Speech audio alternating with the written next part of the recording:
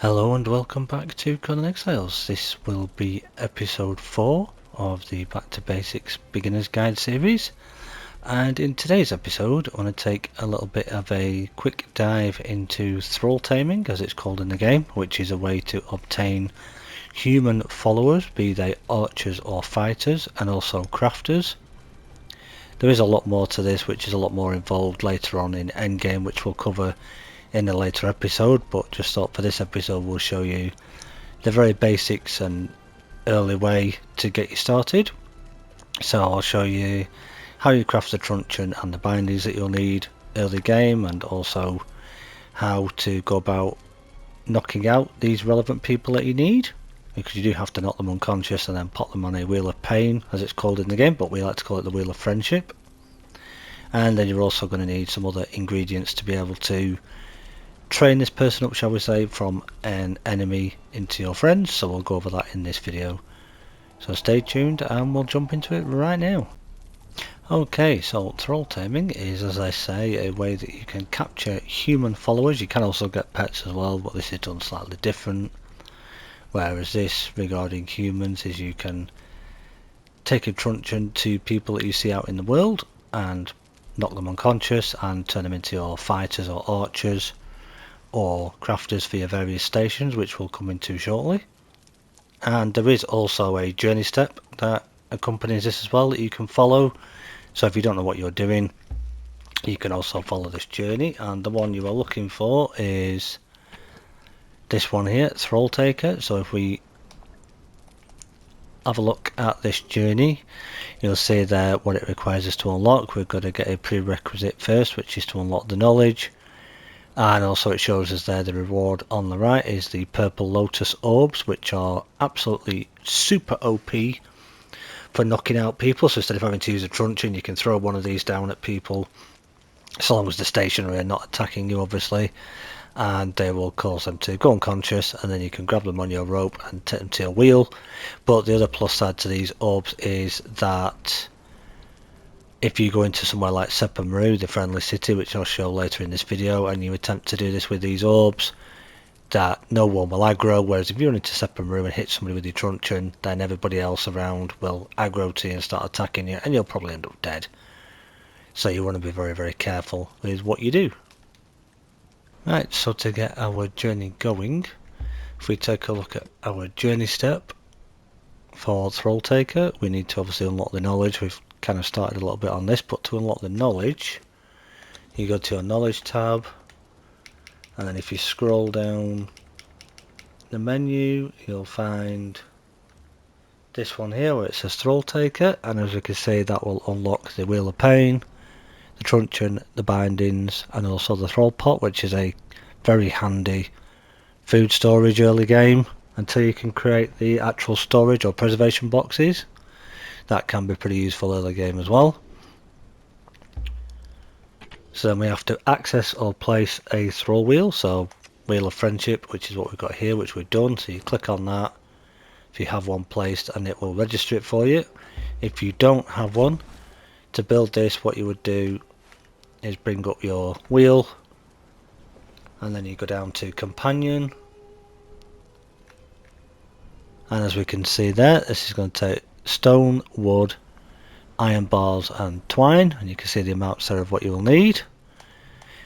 And then you can place your wheel, and like lots of the other benches, it has a huge inventory space and a thrall slot. Now that slot is for a taskmaster to go in, so you'll see specific people around the world that are called a taskmaster. They go into that slot, which just helps you reduce your taming time on your wheel. When you've got somebody on the wheel, no matter what level they are, it will reduce the time slightly. So obviously the higher tier the person is, the longer they're going to take to do.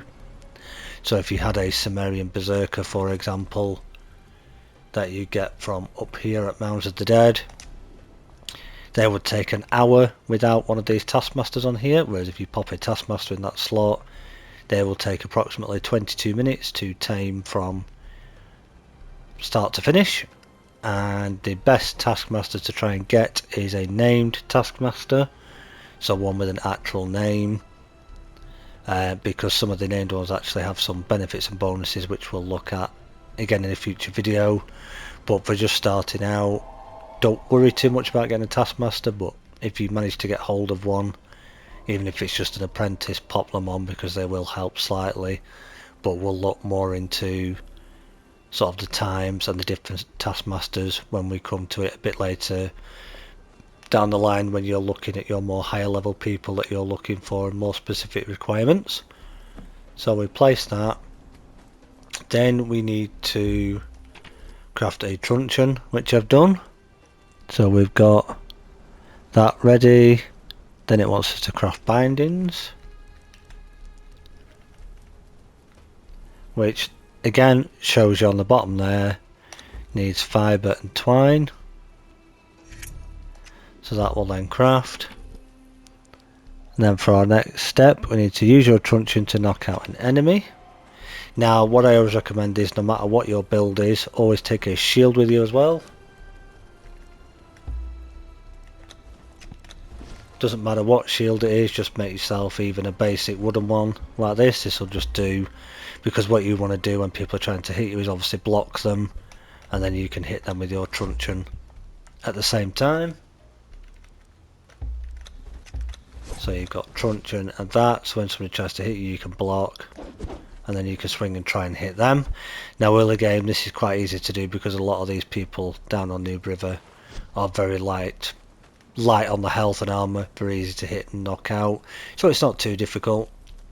But if you go into a little cave which is just up behind us here called Sinner's Refuge, there are a few more people in there, and if you get a couple of them coming at you at once, especially people with daggers, it can hurt a little bit, but it's not too difficult. It's more especially late game when you start going after the named fighters and archers and everybody else. They do hit quite hard, so you need to be a bit more prepared. Again, we'll go into that in more detail when we're actually ready for doing that sort of thing. What you'll need to have on standby for when you do come back with your friend on your campfire is some plant fibre and the seeds that you get from the bushes as well. You've seen us harvesting bushes before in previous episodes where you get the plant fibre seeds and the insects from it, because what we'll need to do is to make some gruel from there, but we're not going to do that just yet. Another good thing you can do if you've got the points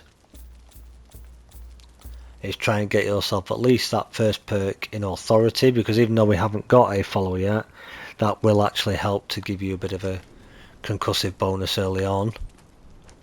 So if we just take a little run up and around here,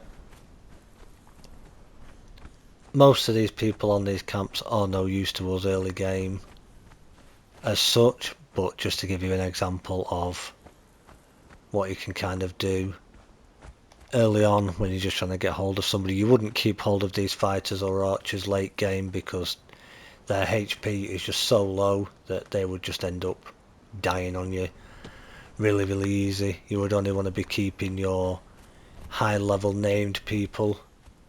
Once you're further up in the game, you don't want to be wasting your time with low level people, because these guys are just so squishy that they would just die really easy. They come with less than 1,000 HP, I believe it is, which is not really good for you at end game, and we'll kind of explain that a little bit more in a bit more detail when we come to it. Let me just bob up here a minute just to give you an example. So if we try this guy here, as you can see, he's got a spear, so he's going to try and poke at us. Now because we're on New River and because of that little bit of a bonus with our authority there, that made that nice and easy. It's not that easy later in the game, trust me. It can be a lot harder, and people do take a few more hits than just one or two, so we've knocked him out. So now we just want to grab that like that. So you take out your bindings, look at the person, and then hit your interact button. As you can see, it says bound, which means he's now on the bindings. And at the time of this video, there is a event in game called Headhunter, which is a really good event to be farming if you're not farming it already, especially for getting the truncheon and the bindings that come from it, because they are very strong and have a ton of durability And all you need to do for that is go around the map, knock out some sorcerers, hand them into a cage and get some obelisk coins from them.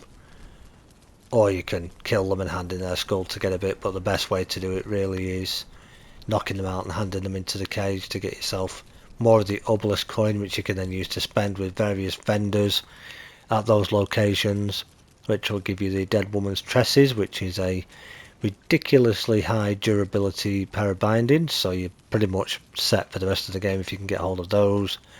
And then a truncheon called a Tiger's Truncheon, which is a really good high level truncheon, again with about 6k durability I think it has, so you'd be pretty set. But early on, this is the easiest and best way to do it if that event isn't running at the time. So you bring the person back to your wheel, pop them in, and as we can see he's now stood there. But if we go and try and press the play button, it won't allow us to get to it, and we can't do anything. Why? Because we're missing gruel. So if we look at our journey,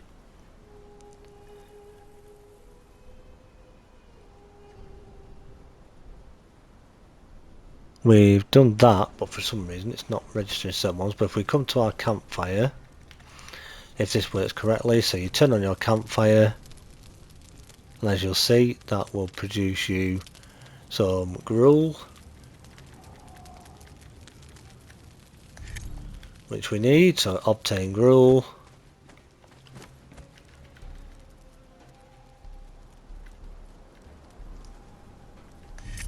and we want to pop that in there, which is now registered again. Now we can hit the play button, and as you'll see, he'll start to turn around and work away on that. And as you see in the crafting menu on the bottom right hand side there, that will show you the more that bar fills up, obviously the less time this person has left to craft, and depending on your crafting time on your server that you're playing on or on your single player will depend on how long they take to craft up, and again depending on the level that they are will depend on the amount of time they take. So that is how you put a friend in the wheel, and that applies to fighters, archers, entertainers and crafters. Then just for an example here, as our friend's turning the wheel away in the wheel back behind the camera, if you remember in our previous episodes I mentioned about putting an armourer on your tanner's table. If we take a look at this tanner's table now, as you can see at the top right there, there are two options that have appeared, where we have that one where we can create silk from gossamer, which is one way of doing it. You can do it in your own inventory, but if you don't want to do it on your person, you can get your armourer to do it, and this doesn't matter what level armourer they are. They can be a 1, a 2 or a 3. Doesn't matter who you can get hold of from around any of the camps or the caves nearby. But this is the important one we want to look at. This is Stitch, and what this armourer will do, it has to be an armourer because they're the only one that can do this, but with normal hide and twine they will stitch that into thick hide for you. And as we previously said, thick hide is needed for some of the more higher value armours like the heavy armour and other armour sets that are heavyweight armour, and also you may need thick hide for some armour sets as well. So it's really helpful early game to get yourself an armourer, and you just pop them in the slot just as you see them there, and they will give you the two options up the top for some other early game crafting abilities. Now just to make this a little bit easier, I'm going to use the cloak and god mode for this just so that these guys won't aggro, but any of the people you see behind me, including those in the cave, will aggro on you straight away. But if you are around early game, if you look for this location here, as you see where we are just here on the map, this is what's known as Sinner's Refuge, and you can get some quite useful people from here. You can get a named entertainer if you get lucky. There can also be a named fighter or a couple of named fighters that can spawn here, and possibly a named archer. But again, these are all exiles, which are the lowest health tribe in the game. Excuse me. And it will vary from what you can get higher between fighters and archers, but then as you head in,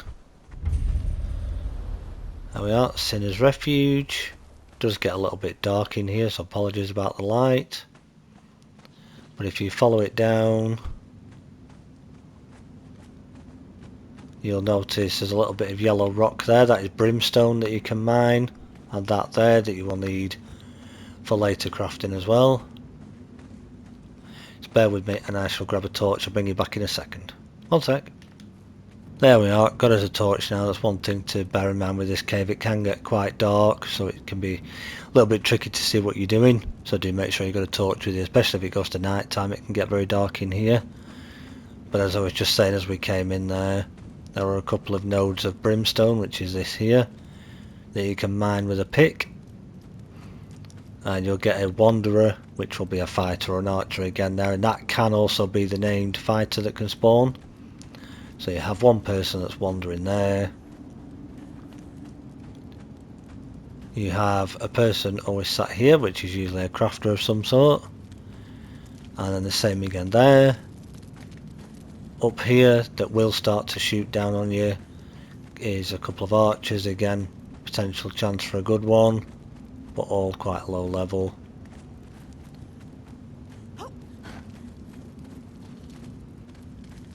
And if we carry on through, again, odd little nodes of brimstone and things that you can collect on your way through. Bear in mind these are not friendly, so these would attack you if you were going in here. Got another spawn there. You've got two crafters that can spawn here that can be any of the professions again. Carpenter, blacksmith, smelter, any of them. This can be two entertainers here, and again can be level 1, level 2, level 3, and potential chance for a named entertainer to spawn there. And up on this back bit you have another couple of spawns here. There we go. There's a named person there, which is an interesting one. Not seen her before in any playthroughs and reviews have done it, but she's pretty good early on. Quite low health, but pretty good, as I say. And this guy you can hear making the noise up here. These two again can be basic fighters if there's one on either side. Sometimes a crafter, as that one is. These will always be a named person, and these are, as you can see, different names, and it says of Azura, so it can be Barnes of Azura, all different names. It'll say something of Azura, and these can be different professions again, from a priest and various crafters as well. Always a named one. If you get one that isn't named, kill that spawn and come back again, and one of these guys could have spawned. They'll always be wearing the Azura armour, which you can see there with the hood piece, but they are pretty good to have early on as a crafter if you can get hold of them early game. So that's just one really early game location that is really good to get hold of people. Probably your best spot very early game for getting hold of most of your crafters and people that you would like early on as you're just starting out before you're ready to venture too far. There is another location a little bit further up which would take a little bit more work and is a little bit more involved, just a bit further in the map, because you will have a lot of enemies to kill first before you can get to them, and you need to be a bit better armoured up. I'll take you to that location and show you that one just now. Right, so here we are at our next location, and again if I bring up the map you can see we're a little bit further up from Sinner's Refuge now, a little bit north of it, just here. And if I take a look around just so you can kind of see the surrounding area where we are, you've got all the birds over there, the ostrich with the safari farmers, if you want to call them that, they are just there. Just to our right around this corner is the sinkhole, which we'll also look at in a future video. But for the moment we're at this location here, which is known as the Safari headquarters, which is the next faction in the game. Again, still not huge high health, but a little better than the exiles. And this is called the summoning place, and from here you can get the chance of a named entertainer, which is pretty useful. You can also get some named crafters out of here as well. It may take a little bit of work, but you can also get a couple of really good named people from here, including sorcerers, and also a Defari tier 4 fighter known as the Cannibal Brute, which aren't as strong as they used to be, but are still pretty decent. They still hit pretty hard and are good for sort of very early to mid game if you can come and get one of these. But again, bear in mind I am cloaked for this. You would have to fight all of these guys. Not terribly difficult, but you will want a bit of defense and a bit of armor because they can still hurt a little bit. You'll have this guy here, these here. As you come in, there is a book on the left that you can click on. Like I say, you'll have to fight these guys. Then you can get crafters that can spawn at that tent there, that one there. Another little spot hiding just behind that rock and cage there. Excuse me. You get another one just here. Then if we go up here, you get your sorcerer spawn. That's always a sorcerer. And again, if you knock these out and take these with your bindings to a cage, which is just across the way while this event is running, hand them in for the obelisk coins, this will always be a sorcerer. And this spawn here will 9 times out of 10 be a cannibal brute. It can just be a Defari Fighter 3, but if you get lucky it can be a cannibal brute, and these can come in both male and female, and as I say, pretty good fighters early game. They don't come as tall as they are now, unfortunately, but really good. So 99% guaranteed to be a cannibal brute. If it's not, kill the spawn and come back again, and it probably will be the next time, but they do share that with the tier 3 as well. You have a spot in here for your sorcerer again, so this will always be a sorcerer on this station, and also a chance for getting yourself a sorcerer spell page, either off that table, off the person if you kill them, or sometimes possibly on there. So keep an eye out for that one. Then if we cross over into the middle, a couple of fighters or archers again, and this can either be a Yogg priest, a Yogg high priest, or a named Yogg priest, or it can also be the Defari witch doctor, which again is male or female. And the Defari witch doctor is a fairly easy to get alchemist, which is really good for your alchemy bench, because they'll allow you to do some cool stuff as well, like crafting oil from ichor and bark on your alchemist bench. You can do it with a tier 3 alchemist, but if you manage to get hold of a Defari witch doctor from here, then you're absolutely laughing. Or if you've chosen the Yogg religion, this is where you can come and get a Yogg priest from. Then you have another spawn just there. And before we forget, if you want the emote that goes with the Yogg, you can click this book here and learn that one. So another spawn for a crafter just there. Another spawn just here. And then again, like the other side, if we go up these stairs,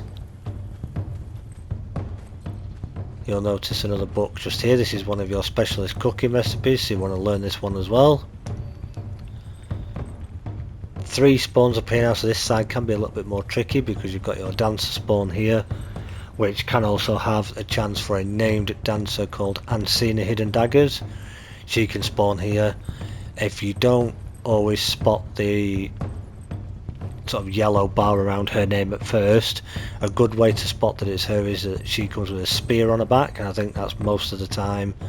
Rather than daggers or a sword, she will have a spear, and the dancer will always spawn in this central spot here. Again, another sorcerer spawn, and then laying on the floor over here will again be either a male or a female cannibal brute, depending on what's spawned, but again, always a cannibal brute 9 times out of 10. And a couple of storage boxes that you can look out there for as well. So one of your best bets really is take your time coming through here, kill off the people that you don't want, and then knock out ideally the ones that you do, if there is any.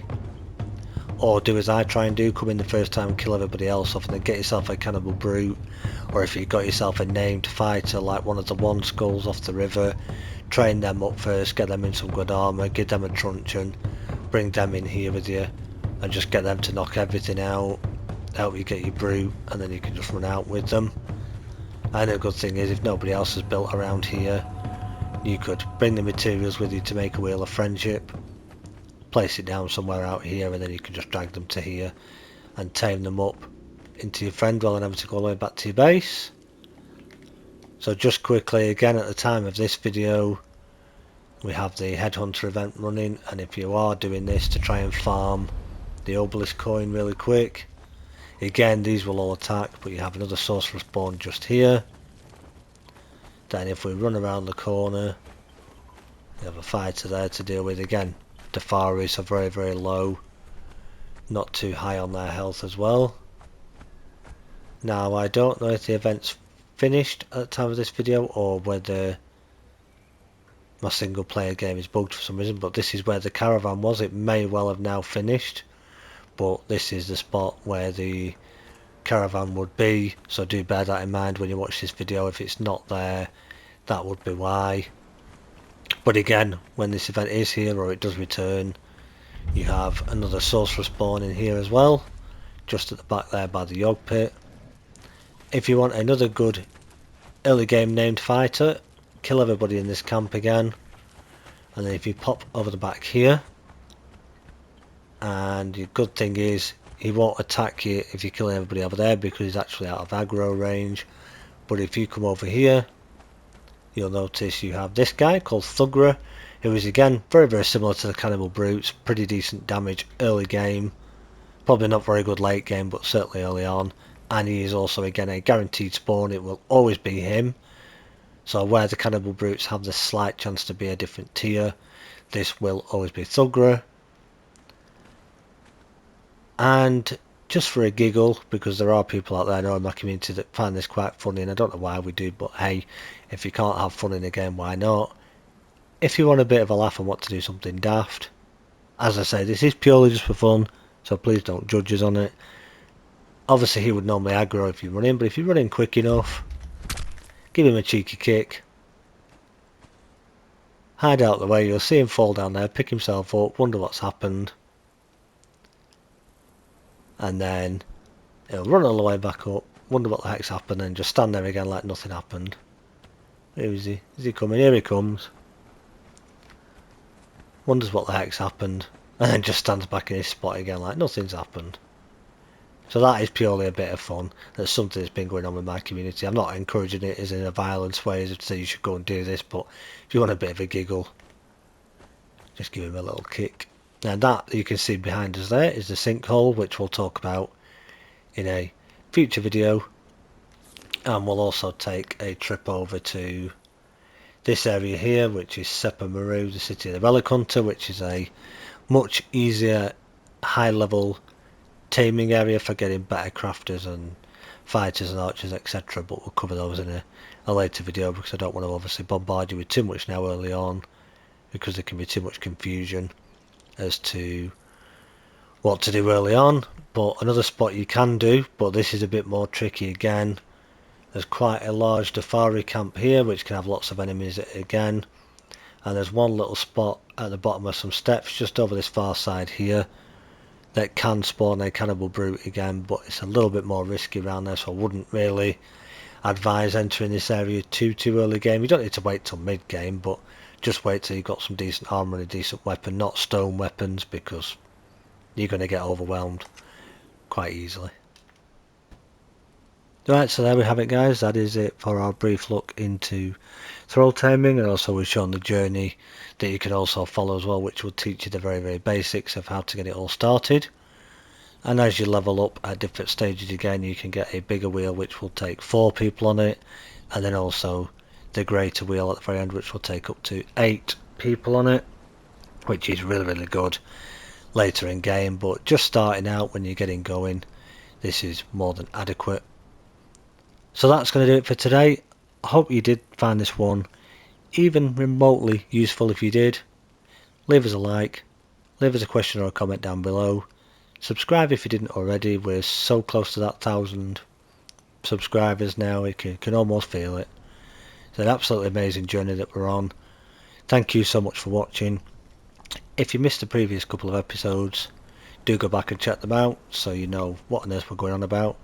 And until I see you in the next one, happy taming, see you all next time. Bye for now.